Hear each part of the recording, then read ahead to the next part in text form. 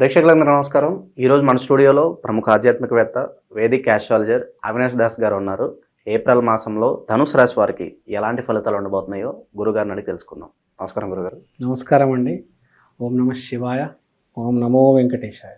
గురుగారు, ఏప్రిల్ మాసంలో ధనుసు రాశి వారి పరిస్థితి ఏంటంటారు? ఎలాంటి రిజల్ట్స్ ఉండబోతున్నాయి? ఏప్రిల్ మాసంలో ధనుస్సు రాశి వాళ్ళకి ఎలా ఉండబోతుంది చూద్దాం. ధనుస్సు రాశి అంటే గురువు బేస్డ్ రాశి. గురువుకి బెస్ట్ ఫ్రెండ్ మనం చెప్పాలంటే చంద్రుడు. Also Guru feels comfortable with సూర్యుడు. గురువు వెళ్ళి 5th హౌస్లో కూర్చుంటున్నాడు. సూర్యుడు అంటే ఆత్మ, గురుడు అంటే ధర్మం. సూర్యుడు 5వ ఇంట్లో ఉన్నాడు కాబట్టి మంచి ప్లస్.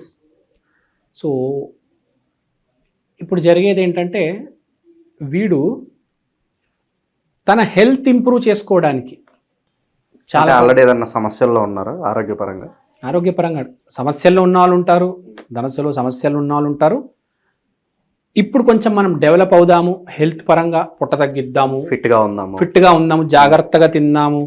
మనం ఇప్పుడు జాగ్రత్తగా తిన్నాను అనుకోండి, ఫర్ ఎగ్జాంపుల్ ఫేస్ అనేది మీరు పాలు చక్కెర మానేస్తే మీ ఫేస్ మీద ఉన్న మచ్చలన్నీ వెళ్ళిపోతాయి తెలుసా.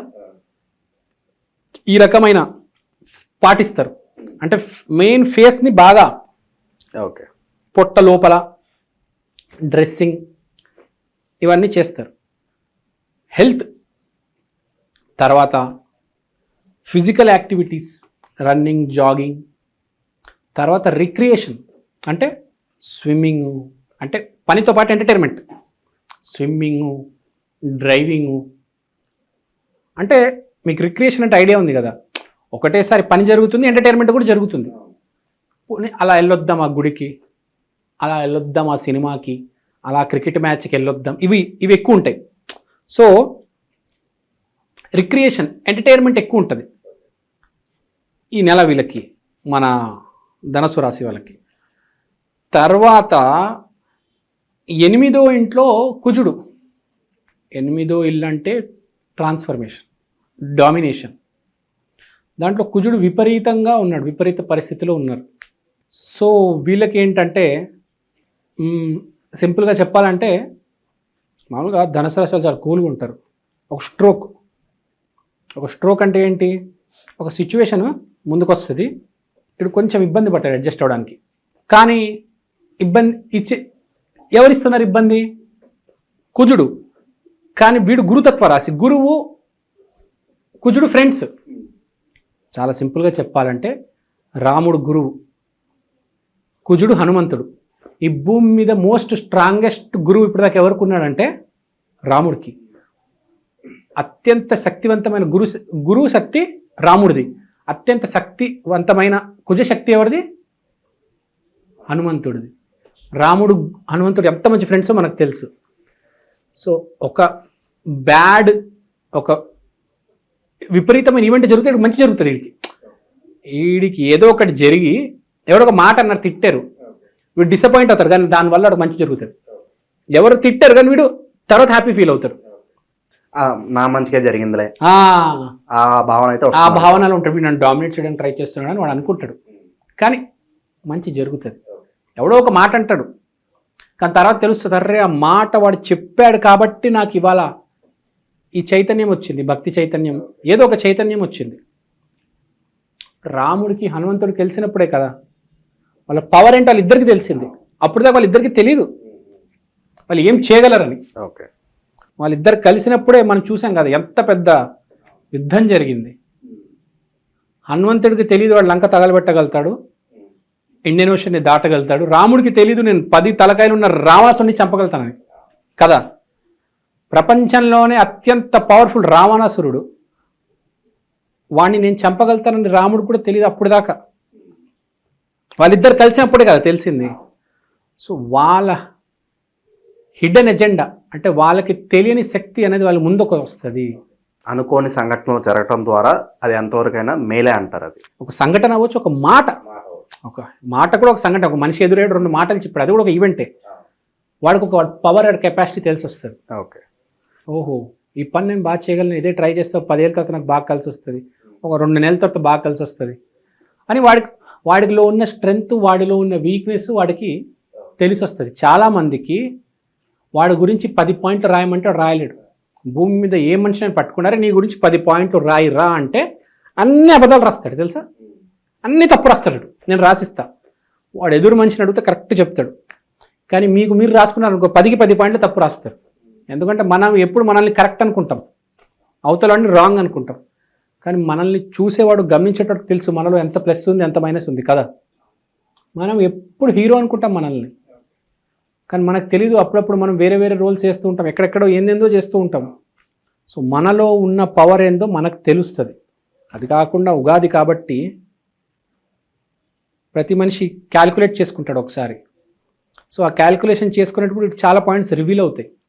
నేను ఇది చేయకూడదు, ఇంతవరకే చేయాలి. సో జీవితంలో ఒక క్లారిటీ వస్తుంది. జీవితంలో క్లారిటీ వస్తుంది. ఇంతవరకు ఇదే చేస్తాను, ఇంతవరకు చేస్తాను, ఒక 9 నెలలు ఇది చేస్తాను, 9 నెలల తర్వాత నేను ఫీల్డ్ మారిపోతా, ఈ వ్యాపారం మార్చేస్తా, ఆ జాబ్కి ట్రై చేస్తా, ఇది ఇక్కడ వరకు అంతే.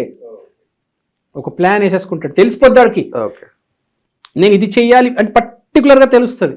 ఇప్పుడు సాఫ్ట్వేర్ అనుకోండి, ఆ కోర్సే చెయ్యాలి, ఆ కోర్స్ ఇప్పుడు తెలియదు, కోర్స్ తెలుస్తుంది. వ్యాపారం పునుగులు పెట్టాలి, పునుగులే పెడతా. అప్పుడు అక్కడ ఇడ్లీ పెడదాం అనుకుంటాడు, దోశ పెడదాం అనుకుంటాడు, మ్యాగీ చేద్దాం అనుకుంటాడు. లాస్ట్ ఏంటంటే పునుగులకే ఫిక్స్ అవుతాడు. పునుగులే బాగా సేల్స్ అవుతాయి, నాకు తెలుస్తుంది. సో పునుగులే పెడతాడు. సో జీవితంలో ఇక మీదట మనం ఎలా ప్రొసీడ్ అవ్వాలి, ఏం చేస్తే బాగుంటుంది అనేది ఒక క్లారిటీ అయితే వచ్చేస్తుంది.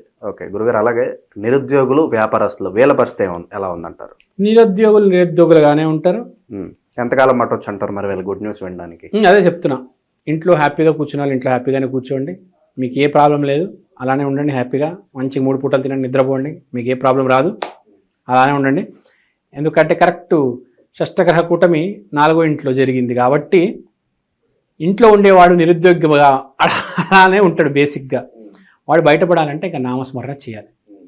షష్టగ్రహ కూటమితో స్టార్ట్ అవుతుంది సంవత్సరం అంటే పనికొచ్చేవాడు ఎట్లనే బాగుపడతాడు.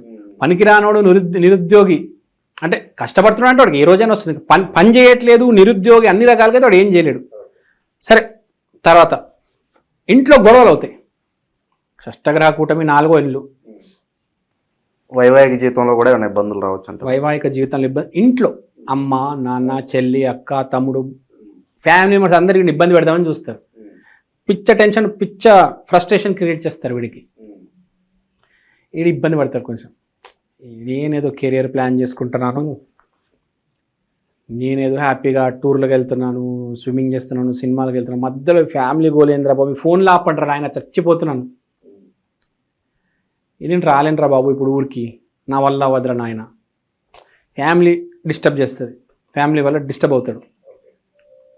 కానీ పెద్ద పట్టించుకోడు, అది వాళ్ళు ఇబ్బంది పెడుతుంటాడు, ఈయన పెద్దగా పట్టించుకోడు. ఓకే, ఇక ఇన్వెస్ట్మెంట్స్ పరంగా ఎలాంటి వాటిలో పెట్టుబడులు పెడితే బాగుంటుంది అంటారు గురుగారు? వీళ్ళకి చాలా క్లారిటీ వచ్చేస్తుంది దేంట్లో పెట్టాలని. మెయిన్గా లైక్ స్పెసిఫిక్గా దీంట్లో పెట్టాలంటే ఏమన్నా వ్యక్తిగత జాతకం చూపించుకోవాలంటారు? ఏదైనా గోల్డ్ కొనే ఇన్వెస్ట్మెంట్ కనిపిస్తుంది. ఓకే, ఏదైనా గోల్డ్ కొంటే కొనొచ్చు. ఇన్ఫ్లుయెన్సర్స్ యూట్యూబ్లో ఇన్వెస్ట్మెంట్ చేయొచ్చు. అంటే ఇప్పుడు స్టాక్ మార్కెట్లో ఉంటే మళ్ళీ ఫార్మాలో ఇన్వెస్ట్మెంట్ చేయొచ్చు. అంటే చాలా రకాలు. ఇప్పుడు ఒక్కొక్క మనిషికి ఒక్కొక్క వచ్చేస్తుంది. ఇప్పుడు మీరు సాఫ్ట్వేర్లో ఉన్నారు, మీకు మళ్ళీ మారిపోతారు. మీరు మెడిసిన్లో ఉన్నారు, మీకు మళ్ళీ మారిపోతుంది ఇన్వెస్ట్మెంట్ అనేది. సూర్యుడికి సంబంధించి ఇప్పుడు సూర్యుడు అంటే చాలా వస్తుంది. ఇప్పుడు సూర్యుడు అంటే బంగారం వస్తుంది మీకు, సూర్యుడు అంటే మళ్ళీ ఫైర్ వస్తుంది, చాలా రకరకాలు వస్తాయి. ఒక్క ఐటమ్ కాదు, ఒక 10-20 ఐటమ్లు వస్తాయి. బేసిక్గా పాయింట్ ఏంటంటే మీ క్లారిటీ వచ్చేస్తుంది దేంట్లో ఇన్వెస్ట్మెంట్ చేయాలి అని. ఓకే, అలాగే సొంత ఇంటి కళ నెరవేరడానికి ఎంతకాలం పట్టవచ్చు అంటారు గురుగారు? సొంత ఇంటి కళ ఇచ్చేది 4వ ఇల్లు. 4వ ఇంట్లో షష్టగ్రహ కూటమి జరుగుతుంది.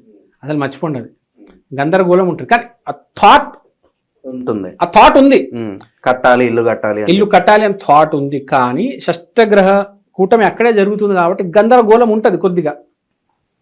పనులు త్వరగా ముందుకు వెళ్ళలేవు, ఆ పనులు ఆ ఐడియా రాదు, వచ్చిన ఆ పనులు ముందుకెళ్ళవు, ఇరుక్కోవడము, ఇది అది అది ఒక బీజం అయితే పడుతుంది. అది ముందెళ్ళాక క్లారిటీ వస్తుంది. చాలా టైం ఉందండి. కొన్ని మిశ్రమ ఫలితాలు అయితే కనిపిస్తున్నాయి. మరి బెటర్ రిజల్ట్స్ పొందడానికి మంచి రెమెడీస్ ఏమైనా ఉంటే తెలియజేయండి గురుగారు. ధనుసు రాశి అంటే శ్రీ గురుదత్త జయ గురుదత్త, శ్రీ గురుదత్త జయ గురుదత్త, శ్రీ గురుదత్త జయ గురుదత్త. ఇంకోటి ఏ పని చేసినా కొంచెం క్యాలిక్యులేటెడ్గా చేయాలి. క్యాలిక్యులేటెడ్ రిస్క్ అంటారు కదా, అలా స్లోగా చేసుకుంటూ వెళ్ళండి. సక్సెస్ మీ వైపే వస్తుంది. తొందరపడొద్దు, కూల్గా ఉండండి. మీ ఫ్యామిలీ వాళ్ళతో గొడవపడొద్దు, సైలెంట్గా క్లోజ్ చేసేయండి సిచ్యువేషన్. అది బేసిక్. ధనుసు రాశి వాళ్ళకి బాగానే ఉంది, పర్లేదు. ఓకే, చాలా బాగా వివరించారు గురుగారు. ధన్యవాదాలు. ధన్యవాదాలు. Thank you.